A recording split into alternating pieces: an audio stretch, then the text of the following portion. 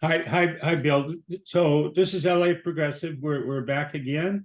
This time we're talking to Bill Blum, who writes often for us, writes for the Progressive, writes for Truthdig, any number of publications. A retired judge. Why don't you tell us a little bit more about yourself, Bill? Well, I'm an attorney, a retired judge. As a lawyer, I made a reputation as a death penalty defense lawyer, but I also have a background in civil litigation as well. And I've been a writer ever since I've been in high school. And now I primarily contribute op-ed type columns to a variety of publications like The Progressive, like Truthdig, like LA Progressive. And I write on the intersection of law and politics, covering the Supreme Court, the rise of authoritarian right-wing fascist movements across the globe. I have some background in international law with the International Court of Justice and the International Criminal Court. And just today, The Progressive published one of my columns on a pending case before the United States Supreme Court dealing with the constitutionality of wealth taxes in a case called Moore versus United States. Great. So we read your piece in The Progressive, and I took notes. And I really would like to gear this conversation for people who are not attorneys. Sure. I think that this case could be monumental in terms of the impact if it's decided in the way that many of the Republicans might want it to be decided. If it's decided that way, the impact is going to be quite broad on pretty much every American, I would think. That's right. This is a case that on its face, you wonder what the Supreme Court's doing with it, because the two litigants in the case, Charles and Kathleen Moore, who come from Washington State, have a tax bill that's just under $15,000. But it's a tax bill that arises under what's called the mandatory repatriation tax, which try to assess a tax on owners of foreign corporations, those who own 10% or more, even if the owners haven't cashed in on their dividends. So this case has attracted the attention of many, many far-right advocacy groups and think tanks who see it as a vehicle for preempting Congress from enacting wealth taxes in the United States. And of course, the issue of wealth taxes has come up in recent years as the United States has become less and less equal in terms of its distribution of wealth and income. And so the right sees this as an opportunity to cut off policy proposals even before they're enacted to make our distribution of wealth a little better than it is at present, because right now it's horrendous and it's getting worse. Yeah, so one of the things that strikes me just about the whole discussion of taxes is we tend to look at taxes as if it was some form of a punitive measure that's taken against the people, when taxes basically pay for services, presumably, that we all benefit from. Well, the old saying, taxes are what we pay for civilization. Yeah. Go ahead, honey. I was going to say, I mean, to pick up on Bill's point about the extraordinary disparity, both in income, but especially in wealth. So I found that 30 years ago, the top 1% owned a quarter of all household wealth in the United States, and now it owns a third. And that 50% of the people used to have 3.7% of the wealth, and now they're 1.9%. So people like Senator Elizabeth Warren are thinking about putting forth bills that would create wealth taxes to somehow have some effect on inequality, right? That's right. And like so many other cases, this is one that the Supreme Court, having taken it, could decide on a narrow basis.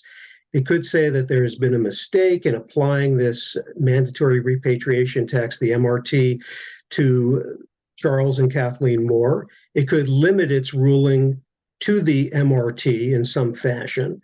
But we know that the Supreme Court has a habit of expanding the scope of the issues before it in various cases. Citizens United is one such example. Another example from last term, the Sackett case versus the EPA, in which the court redefined wetlands. It didn't have to do that in order to rule for the particular plaintiffs in that case, who owned a property near Lake Idaho. And they could very easily have ruled in their favor without redefining the whole idea of what constitutes a wetland. So there's real danger here that this case will appeal to the Supreme Court. And it's especially troubling because the Democrats on the Senate Judiciary Committee asked John Roberts to have Justice Samuel Alito, recuse himself from participating in this case because one of the lawyers of record from Baker and Hostetler, the white shoe law firm, the powerful law firm that represents the plaintiffs in this case, actually conducted 2 interviews with Justice Alito for the Wall Street Journal in July. And in those interviews, Alito made several incendiary comments, which is his habit, one of which was that Congress has no power to regulate the Supreme Court, which of course is wrong. But Alito's very, very outspoken. He's very, very angry at public criticism of his decisions. He's the opinion drafter in the Dobbs decision. He wrote the majority decision, which overturned Roe v. Wade.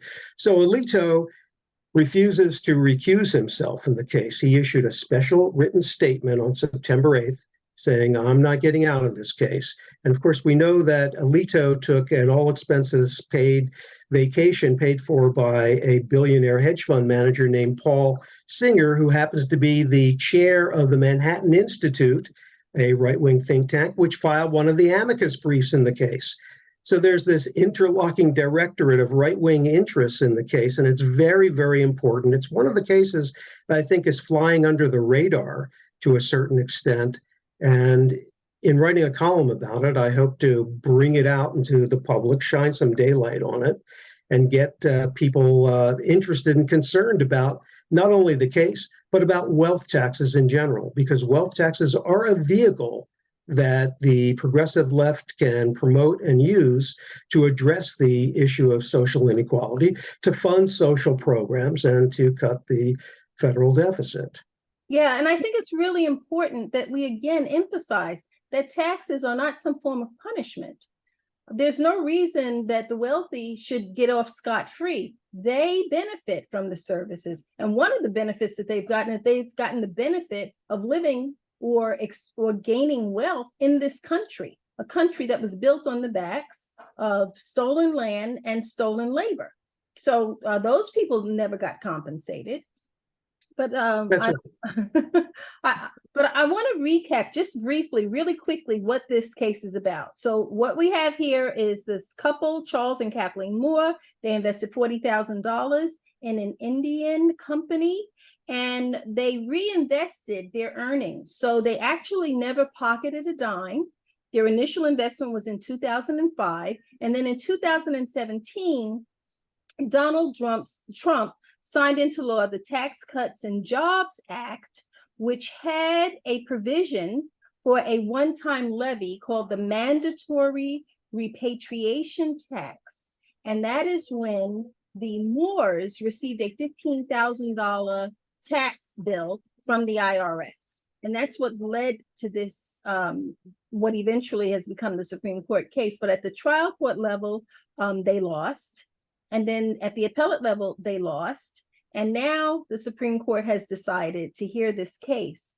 Now, just when you say if the Supreme Court decides narrowly on this case, I would think that most reasonable people would say, you know, it's kind of not fair that these people invested $40,000, never realized any income from it, and now they have to pay $15,000. How do you feel about that?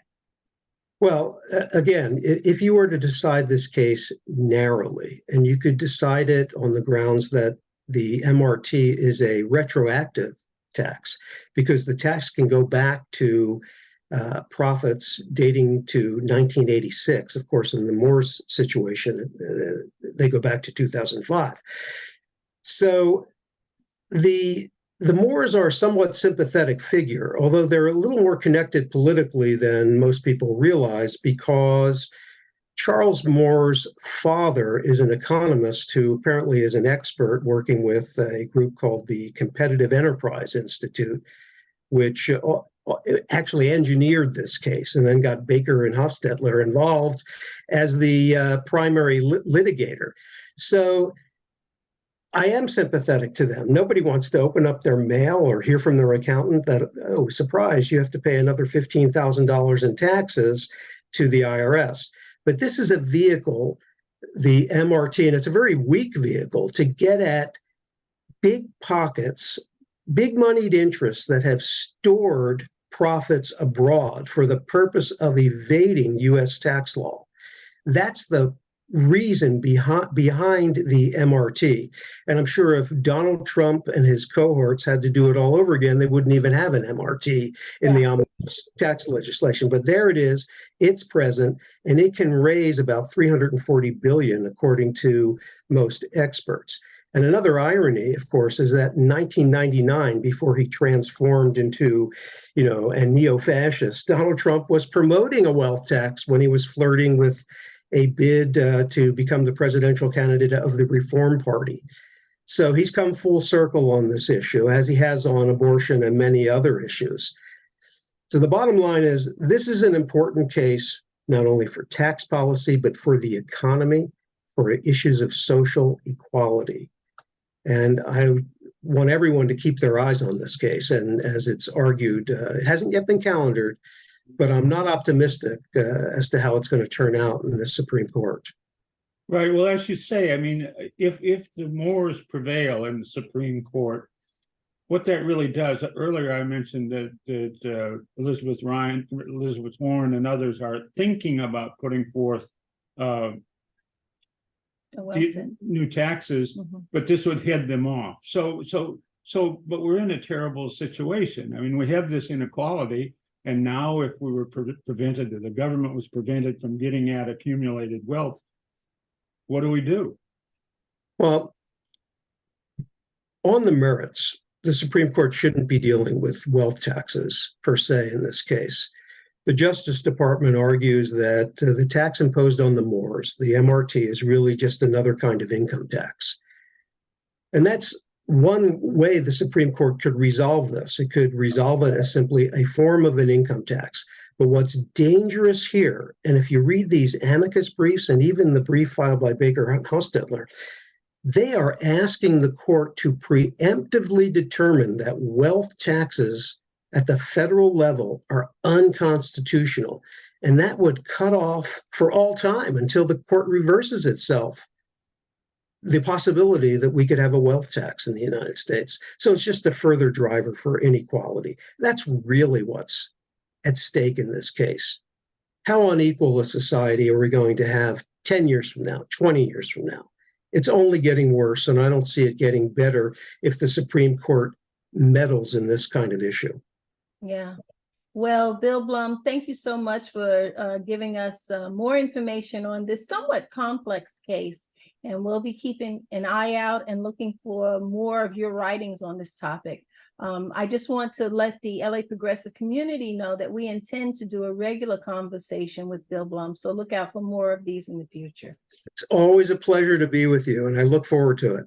Same here. Take care. Thanks.